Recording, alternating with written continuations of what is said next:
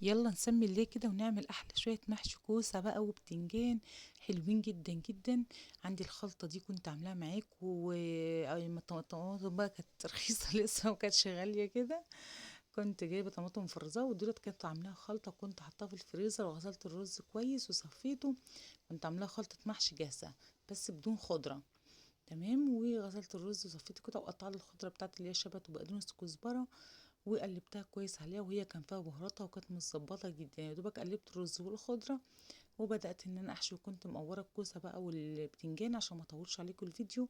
هخلص كده كميه الكوسه والبتنجان، وعندي كمان شويه كده اللي هو القلب الكوسه كده هجيبه احطه في صينيه كده وعليه معلقه من الملح ومعلقه من الفلفل ومعلقه من البابريكا، ونقلبهم كويس كده في قعر الصينيه كده.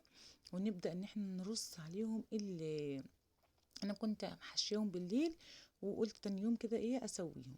خلاص هنرص كده البتنجان والكوسه بالشكل اللي انتوا شايفينه دوت، واكمل الكميه والباقيين حطيتهم في صينيه كنت عامله فيها اللي كنت غاليه فيها الشوربه دي كانت عندي في الفريزر، طلعتها وحطيت عليها معلقه من الصلصه ومكعب من المرقه. تمام، وغليت وحطيتها كده في الصواني. هنا بقى الخلطه بتاعت الفراخ الجباره اللي عباره عن ايه؟